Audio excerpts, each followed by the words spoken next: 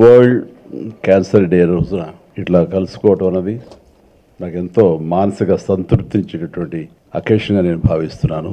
ఈ అకేషన్కి విచ్చేసినటువంటి మా మిత్రులు, ఎప్పటి నుంచో నాకు బాగా పరిచయం ఉన్నటువంటి వ్యక్తి, ఈ సంస్థ కిమ్స్కి చైర్మన్ ఎండి అయిన డాక్టర్ భాస్కర్ రావు గారికి, అట్లాగే ఇంతమంది క్యాన్సర్ విజేతలు ఎవరైతే కాంకర్ చేశారో వారు అందరూ దేవుడుగా కొలుస్తూ ఆయన మాకు ప్రాణం పోసారు అని అంటున్నారంటే కనుక డాక్టర్ మధు గారి మీద ఉన్న నా అభిప్రాయం నాకు ఎన్నో ఇంతలు పెరిగింది. అలాంటి డాక్టర్ మధు గారికి, ఆయనకి అన్ని రకాలుగా ఉన్న మరొక డాక్టర్ నరేంద్ర కుమార్ గారు, ఆయన ప్రజెంట్ చేసిన ఇది చూస్తుంటే కనుక చాలా అది ఎడ్యుటైన్మెంట్ అంటాను నేను. ఎంటర్టైన్మెంట్ అండ్ ఎడ్యుకేషన్ రెండు కలిపి చాలా చక్కగా ప్రజెంట్ చేశారు. దానికి ఎంత రీసెర్చ్ చేశారో, చిన్ననాటి నుంచి తనకున్న అభిమానాన్ని రంగరించి తన వైద్య రంగాల్లో దాన్ని కలిపి మిక్స్ చేసి చాలా చక్కగా చెప్పారు. అంటే ప్రతి వాళ్ళకి మాస్ లెవెల్లో హద్దుకునేలాగా ఉంది అది. నిజంగానే చాలా అది ఎడ్యుటైన్మెంట్ లాగా అనిపిస్తుంది డాక్టర్. అండ్ నరేంద్ర కుమార్ గారికి, అలాగే డైరెక్టర్ సాహు గారికి, అలాగే ఇతర డాక్టర్స్కి అండ్ ఆహ్వానితులకు, ఎవరైతే ఉన్నారో హీరోస్ అండ్ కాంకరర్స్, హీరోయిన్స్, వారందరికి కూడాను ప్రతి ఒక్కరికి, ప్రతి స్టాఫ్కి, మనిషికి వ్యక్తిగా నా హృదయపూర్వక నమస్కారాలు తెలియజేస్తున్నాను. ఇక్కడికి వచ్చే ముందు చాలా ఫార్మల్గా ఉంటుంది. ఇది నా ఏరియా కాదు, నేను ఏ డాక్టర్ చదవలేదు, శంకరాద్ ఎంబీబీఎస్ తప్ప అని అనుకున్నాను. ఒక్కొక్క వాళ్ళతో నన్ను పిలిచారేమో అని కూడా తెలియదు నాకు. కానీ వచ్చిన తర్వాత నా కుటుంబ సభ్యులతోటి నేను ఉంటున్న భావన కలిగింది ఈ చక్కటి దినాన్న. అలాంటి అవకాశం, అలాంటి గుడ్ ఫీలింగ్ ఇచ్చినందుకు మరొక్కసారి నా హృదయపూర్వక ధన్యవాదాలు తెలియజేస్తున్నాను. నేను ఇక్కడ రావటం అనేది ఎలా జరిగింది ఏంటనేది చిన్న వివరణ మీకు ఇచ్చుకోవాలి. ఇక్కడ ఎవరు నాకు తెలియదు. సో ఒక భాస్కరరావు గారు, వారి సోదరులు కృష్ణారావు గారు నాకు ఎప్పటి నుంచో తెలిసినా సరే వారు ఇందులో డైరెక్ట్గా నన్ను ఇన్వైట్ చేయడం వాళ్ళు ఇన్వాల్వ్ కాలేదు. ఎందుకంటే నా ఇబ్బందులు నాకుంటా ఎందులో పిలిచారేది చాలా అకేషన్ నుంచి అనుకుని 2.5 decades బట్టి ఏదో రకం మిమ్మల్ని పిలవాలని అనుకుంటున్నాను, కానీ పిలిచి నేను ధైర్యం చేయలేదు. ఎందుకంటే డిస్టర్బెన్స్ అనే ఫీలింగ్ నాకు ఉంటుండేది అన్నారు ఆయన. బట్ ఎవరా ధైర్యం చేసింది అంటే మధు. ఆయనకి నాకున్న పరిచయం ఏంటంటే ఏమీ లేదు పరిచయం. జస్ట్ మా ఇద్దరు 4 days బ్యాకే 3 days బ్యాకో ఆయన మా ఇంటికి వచ్చారు. అది సార్ రమ్మన్నాను. ఎట్లా జరిగిందంటే ఇది ఒక 4-5 days బ్యాక్ ఈ క్యాన్సర్ సంబంధించినటువంటి వైద్య నిపుణులు న్యూయార్క్లో ఉండే నోరి దత్తాత్రేయ గారిని నేను ఇంటికి ఆహ్వానించడం జరిగింది. వారికి పద్మభూషణ్ అవార్డు భారతదేశం ఇచ్చినటువంటి సందర్భంలో వారిని గౌరవించుకోవాలి. ఆయన చేసినటువంటి కృషి ఈ క్యాన్సర్ సంబంధించి ఇది చాలా గణనీయం అని తెలిసిన తర్వాత వారిని ఇంటికి ఆహ్వానించి వారిని సన్మానించడం, వారిని అభినందించడం చేసిన తర్వాత ఆయనతో కూర్చున్నప్పుడు నాకు అనిపించింది, ఇదివరకు 1-2 సార్లు నేను ఇలాంటి క్యాన్సర్ సంబంధించినటువంటి అవగాహన సదస్సులకి వెళ్ళాను.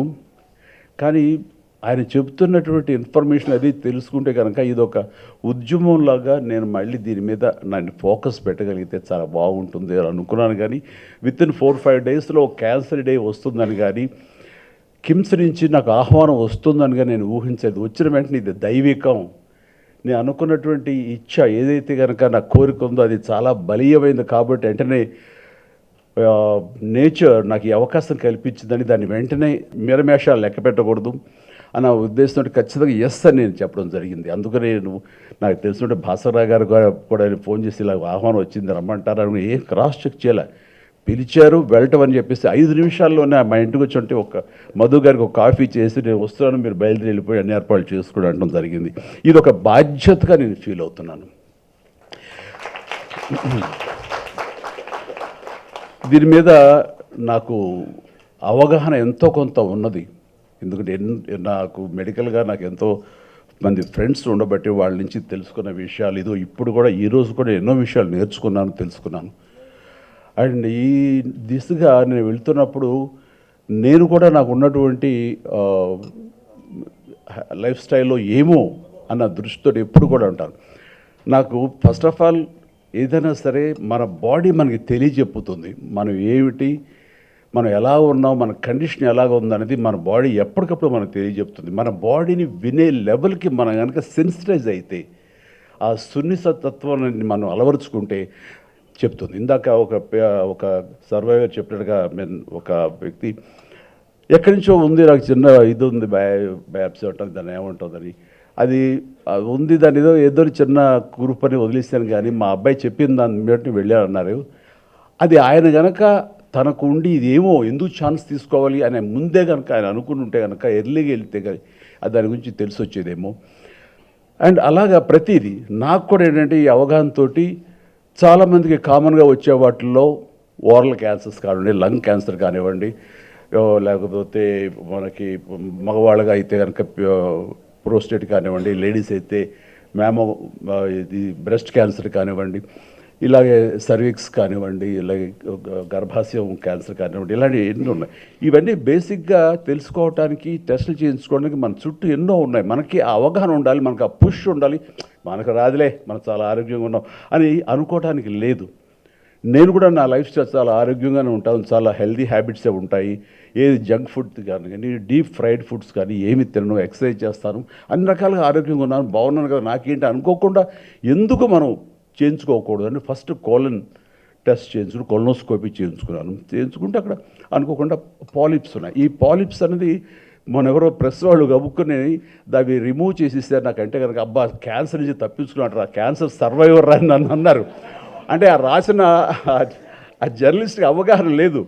నేను అవి బయాప్సీలో అది మ్యాలిగ్నెంట్ అయి ఉండొచ్చు, లేదా బినైన్ అయి ఉండొచ్చు, ఎవరు అయి ఉండొచ్చు, అది ఏది కాకపోవచ్చు. అది సో 1% ఛాన్స్ కూడా తీసుకోకూడదని నేను తీసుకున్నందుకు అక్కడ ఆ పాలిప్స్ రిమూవ్ చేశారు. క్లీన్ ఆఫ్టర్ మళ్ళీ 3-4 ఇయర్స్ తర్వాత మళ్ళీ వెళ్ళాల్సి వస్తే కనుక వెళతాను, చేయించుకుంటాను. అదేవిధంగా ప్రోస్టేట్ సంబంధించి పిఎస్ఏ టెస్టులు చేయించుకోవడం అనేది నేను రెగ్యులర్గా చేయించుకుంటూ ఉంటాను అనమాట. ఇది ఎందుకు చేయించుకున్నానంటే ఇంత హెల్తీగా ఉన్నాం కదా, మనకి ఏం ఉండదు అనే నిర్లక్ష్య ధోరణి ఎక్కువ మందికి క్యాన్సర్ వచ్చే అవకాశాలని వస్తున్నాయి. అందుకని ఆ ధోరణి ఉండకూడదు. ప్రతి ఒక్కళ్ళు ఏమో ఎక్కడి నుంచి ఏమొస్తుందో తెలియదు. ఎందుకంటే నా మిత్రుడు ఏ బ్యాడ్ హ్యాబిట్స్ లేవు, చిన్ననాటి మిత్రుడు. అతను వచ్చిన సడన్గా నాకు లంగ్ క్యాన్సర్ వచ్చింది, లంగ్లో ప్యాచెస్ కనబడుతాయని చెప్పారు డాక్టర్లని. అదే ఎట్లాగా వచ్చింది అని, నీకేం బ్యాడ్ హ్యాబిట్స్ ఏం లేవు కదా, నువ్వు స్మోకరు కాదు, ఏ రకమైనటువంటి ఇవి లేవు, లంగ్ ఎందుకు వచ్చింది, మంచి అట్మాస్ఫియర్లోనే పల్లెటూరులో హాయిగా మంచి క్లైమేట్లోనే ఉంటుంటావు కదా వెదర్లో, ఎందుకు వచ్చిందంటే ఏమో తెలియదు అన్నాడు. ఒక్కోసారి ఎందుకు వస్తుందో తెలియదు, జెనెటిక్గా పెద్దల నుంచి రావచ్చు, అలాంటి అవకాశాలు ఉన్నప్పుడు అది వచ్చినటువంటి వాటికి తన బాడీని తను విన్నాడు. లేదంటే తన డాక్టర్ మిత్రుల దగ్గరికి వెళ్ళి నాకు దగ్గు వస్తానే ఉంది, దగ్గు తగ్గట్లేదు, ఆయాసంగా ఉంటుంది, ఎన్ని మందులు వేసుకున్నా తగ్గటలేదు అంటే, ఇన్ని మందులు వేసుకున్నా తగ్గటలేదంటే దీన్ని తేలిగ్గా తీసుకోకూడదు అంటూ ఆ డాక్టర్ మిత్రుడు ఆడు నా స్నేహితుడు తను వేసే లంగ్కి సంబంధించినటువంటి సిటీ స్కాను అండ్ ఎక్స్రేలు తీసిన తర్వాత ఎక్కడో ప్యాచెస్ కనిపించినాయి, ఏంటనే వెళ్ళిపో అంటూ హైదరాబాద్ పంపిస్తే నేను అతన్ని హాస్పిటల్లో నేను ట్రీట్మెంట్ అది చూపించడం చూస్తే ఇది క్యాన్సర్ తెలిసింది. అయితే ఫస్ట్ స్టేజ్లో ఉంది కాబట్టి హీస్ నౌ ఆల్ రైట్, చాలా బాగుందని తగ్గిపోయింది. ఆ ప్యాచ్ స్మాల్ ప్యాచ్ అలాగే ఉండిపోయింది తప్ప అది పెరగటంగా ఏం లేదు లాస్ట్ గత 10 ఏళ్లలో.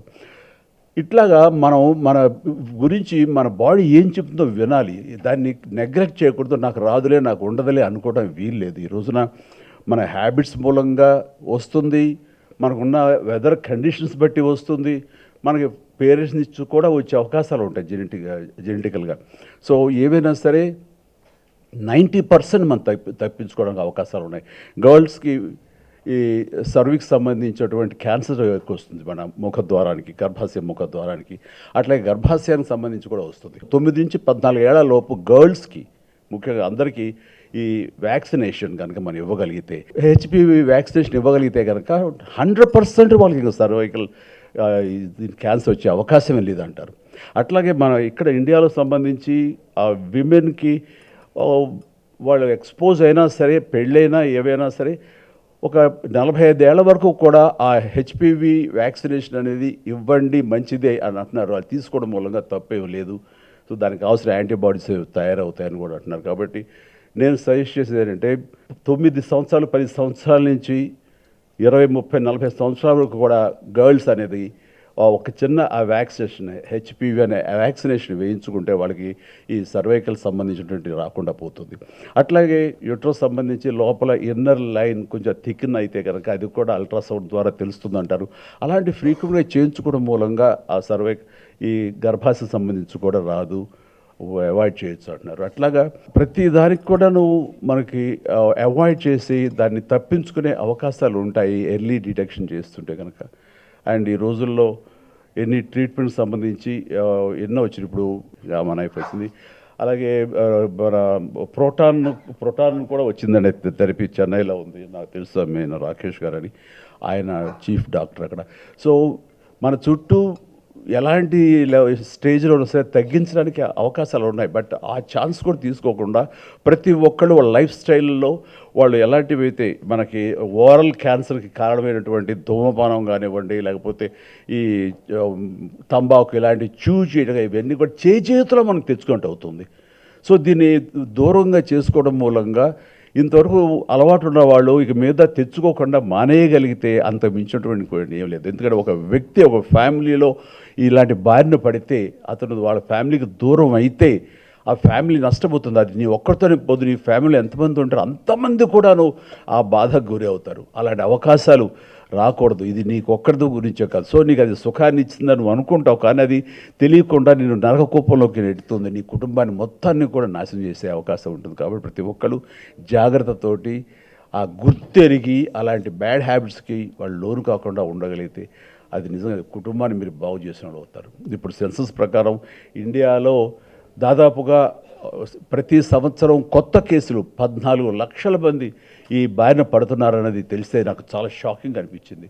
అంటే ఆ లెక్కను చూసుకుంటే ప్రతి రోజు 4,000 మంది, ప్రతి గంట 170 మంది, అలాగే ప్రతి నిమిషం ముగ్గురికి ఈ క్యాన్సర్ బారిన పడుతున్నారంటే కనుక ఎంత ప్రమాదకరంగా ఉందంటే 2040 వచ్చేసరికి దాదాపు 20 లక్షల మంది క్యాన్సర్ బారిన పడతారు. ఇదన్నీ అవాయిడ్ చేయాలంటే అది ఎక్కడో లేదు. ఎలాగైతే మనం పోలియో అనేది ఎలాగా ఒక దీక్షలాగా, ఒక కంకణలాగా మనం దాన్ని అవాయిడ్ చేయగలిగామో, పూర్వకాలం అయితే కనుక మసూచి అనేది ఎలాగ అవాయిడ్ చేయగలిగామో, ఈ క్యాన్సర్ని కూడా దాదాపుగా మనం దూరం చేసుకునే అవకాశాలు మనకు ఉన్నాయి. దానికోసం ప్రతి ఒక్కళ్ళు కంకణబద్ధులై ఇది రాకుండా చేసుకోవడానికి మీ చేతుల్లో ఉంది. మీ బాడీని మీరు వినండి. కాబట్టి మా బాడీ చెప్పిన దాని ప్రకారం వెళ్ళండి. అవకాశం ఉన్నవాళ్ళు ఎర్లీగా దీనికి కావాల్సిన టెస్టులు చేయించుకోండి. అది పిఎస్ఏ కానివ్వండి, అల్ట్రాసౌండ్ ద్వారా కానివ్వండి, లంగ్స్ సంబంధించి కానివ్వండి, ఇట్లా ఎన్నో ఉన్నాయి అవకాశాలు. అవన్నీ మీరు అబండెంట్గా అన్ని చోట ఇన్ఫర్మేషన్ ఉంది.